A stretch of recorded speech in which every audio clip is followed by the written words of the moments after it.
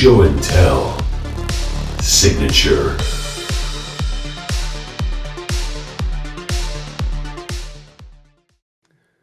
Welcome to Show and Tell Signature. These are just some of my favorite friends talking about their favorite decks.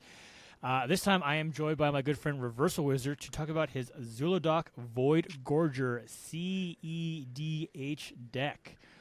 All right, so we have Zhulodok Void Gorger. Looks like a 5 generic 1 colors for 7/4. Colorless spells you cast from your hand with mana value 7 or greater have Cascade. Cascade sounds like shenanigans. No, shenanigans. How's it shenanigans? It's what everybody dreams of doing when they cast their 7 mana or higher colorless cards. Very true. Let's see. As mentioned, this is a cEDH base deck. Bracket-wise, I mean, that automatically puts it as a 5. But if you're just kind of going off game changers, tentatively a 3.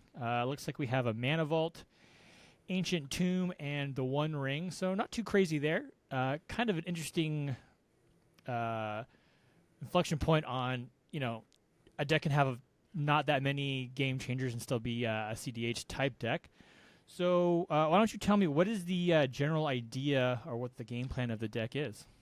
Well, I'm going to address probably... So the reason why it probably is not as a bracket 5, because I don't have things like Mishra's Workshop and probably Grim Monolith in the list, because I don't own those cards. All of these cards they're not proxied or anything like that, so it's all the cards that I actually own.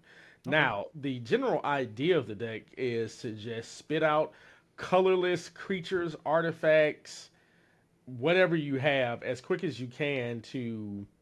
There's some elements of stacks in it, so it slows the game down, because obviously if we were playing in cEDH, we got things like Rogsire, we got Blue Farm, we got Timna Thras. Those decks are getting their advantage and they're a lot faster. So some of the pieces in this deck are to slow the game down, slow enough to basically turn 4, turn 5 is when I can just start spitting out multiple creatures, artifacts, playing the nasty Eldrazi to take control of people's turns, or exiling their problematic permanents. Yeah, it's a really nasty deck.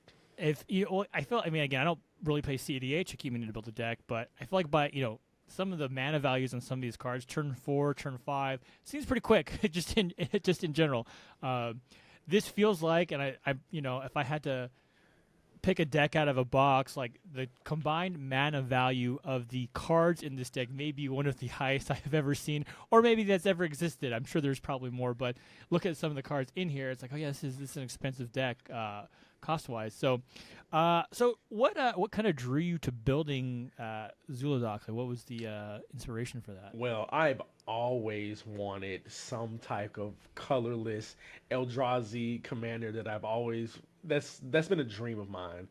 Eldrazi creatures are my favorite creature type in Magic, and when this card was printed, I was like, oh, this is it. And discovering, and if you look at my list on Moxville, you'll see that the Pie Overlord is also a co-author there. This person, he and another person kind of came up with this Zhulodok colorless Eldrazi deck, and I saw it and I was like, oh, this is it. And I just kind of just copied that list and put some tweaks in there, because obviously, like I said, I didn't own everything on their list, and kind of made my own. Yeah, I feel like at some point in every Magic player's career, the desire to build just, let's try to cast the biggest and scariest things we can, it's kind of a goal. And, a colorless deck is kind of one of those ones where there's just so much fun stuff you can kind of throw in here. To that point, kind of just looking at the deck, things that really stand out, 38 artifacts. That's a probably kind of a hallmark of a colorless deck, really, but just a lot of artifact, probably a lot of artifact ramp, I would guess, needed to kind of power out those big Eldrazi's. Some fun, interesting cards that I saw. Darksteel Monolith, 8 cost, indestructible artifact. Once each during your turn, you may pay 0 rather than pay the mana cost for a colorless spell you cast from your hand. This, I remember when they kind of announced it, there was a lot of like, oh my gosh, like what is this card? I haven't necessarily seen it in play. Have you had a chance to use this in a game, or how's it kind of worked out? Yes. I get this card out here and I'm going to do some pretty insane, nasty things. And the key word on there is cast. We know with Eldrazi and with colorless things, we want to cast them. There are cards like Elvish Piper, Quicksilver Amulet that just kind of just let you put them into play, and we don't really want to put anything into play. We want to cast it because there's so many things in our deck that has cast triggers, because we have basically every Eldrazi Titan in here that we can play. So we have to get those cast triggers. So Darksteel Monolith just makes it so I can just smash the 13 mana Emrakul down, or the Ulamog, the Ceaseless Hunger, for free. And getting more Cascade triggers. And it's over 7 mana, so itself will double Cascade. So it's just, it gets out of hand very quickly.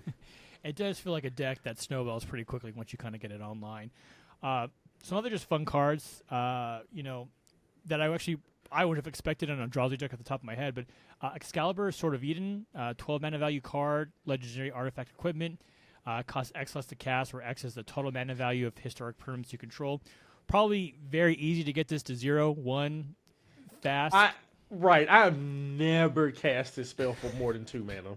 Yeah. If I cast this spell for more than 2 mana, I've lost the game already. The game is already over. So this, once again, an insane piece. It gets us the double Cascade triggers. If you're paying over 2 mana for this card, what are we doing? We've lost the game. What are we doing? Yeah, equipped creature gets +10, +0, and it has vigilance. It only costs 2 to equip. And again, these are kind of those cards where 12 mana value, the reduction value, Cascade doesn't care about if it's being reduced. It's caring about the actual mana value on that. So that's pretty fun.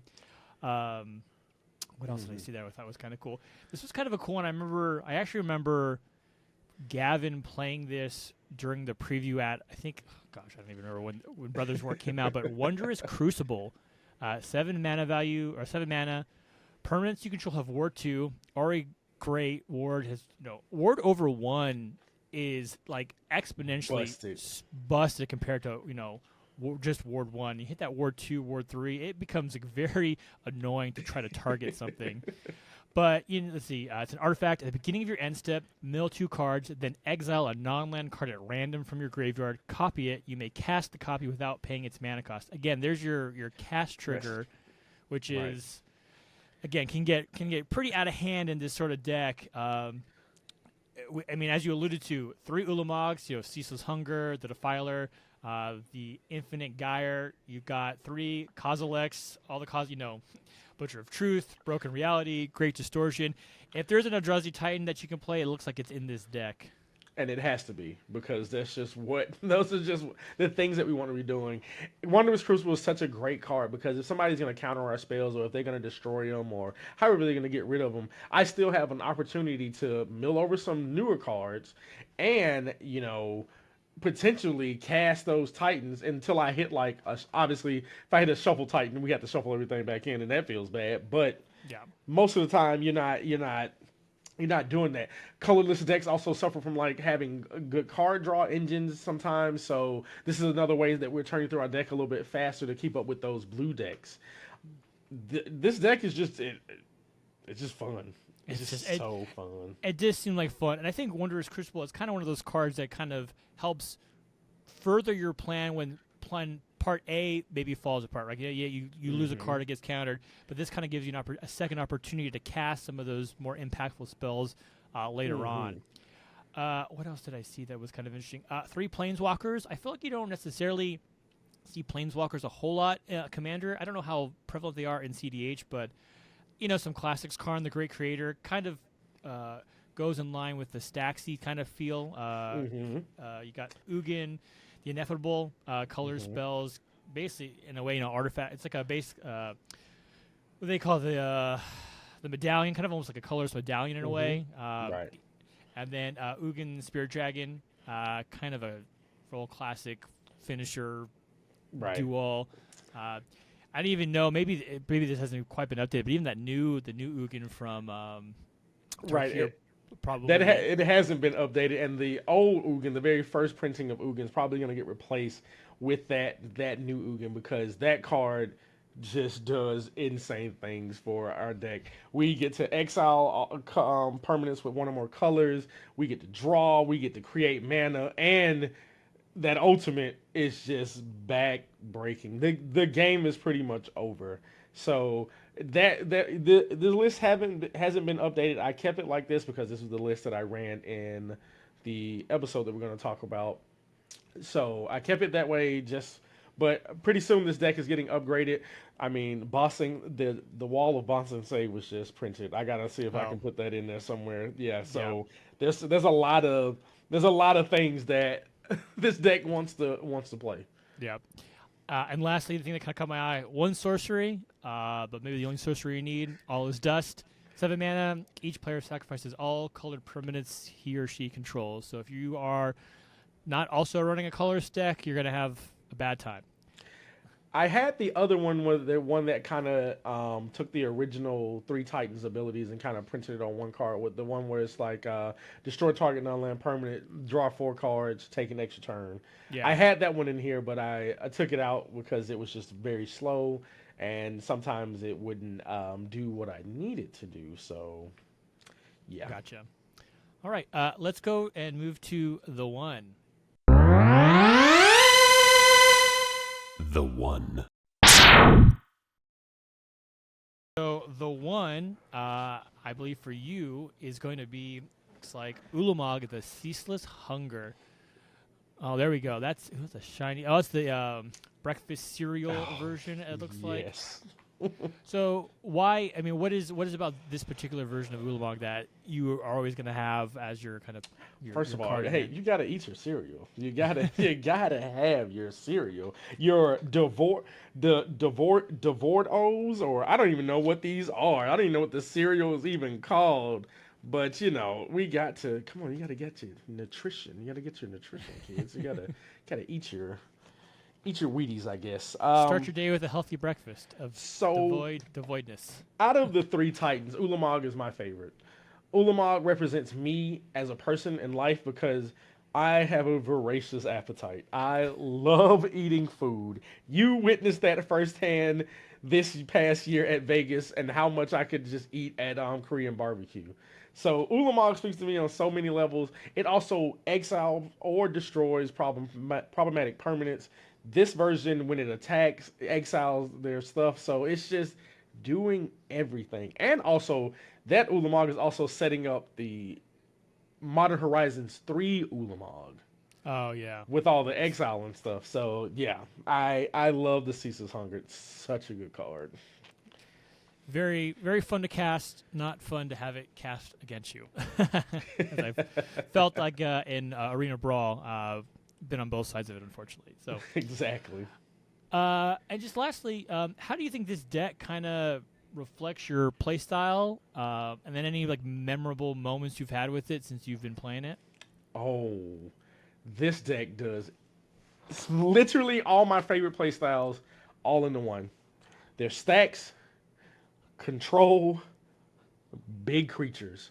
So when I first started playing Magic, it was during the cons block. Well, I played a little bit before that, but that's when I say my official start is because that's when I first played a Sultai Super Friends list.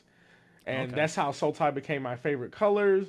That's how I got Ugin and all of those things. So this deck scratches that same itch for me. I'm controlling the board, staxing, because I play Legacy. I play a lot of stacks decks in Legacy, and I just get to play big, crazy, just Eldrazi creatures that are just attacking. One of my favorite and most memorable moment, and if you watch Play to Win, and you've seen the episode of the colorless deck going crazy, well, that was me, and that's been by far one of the biggest moments that I've had with this deck, and I'm just so grateful to be able to do that, to showcase that, to show people that this deck says it's a 3 on Moxfield, but it's definitely not a 3 when you sit down and play this deck with your friends. you're gonna take over the board. It's gonna get scary real quick, real fast, and the game may be over before they even know it. That's funny. Yes. I have seen this deck in action. It is as scary as it would seem. But again, Reversal, thank you for sitting down, talk with me about your Zhulodok deck. Like I said, big, scary Eldrazi Titans. Like, what more can you ask for in a Magic deck? This deck, like all signature decks, will be up on the Show and Tell signature Moxfield page. Not sponsored, but Moxfield's great. Great place to check out decks, find information, inspiration for new decks, and just kind of keep track of your deck lists for yourself. I love just kind of popping stuff on there.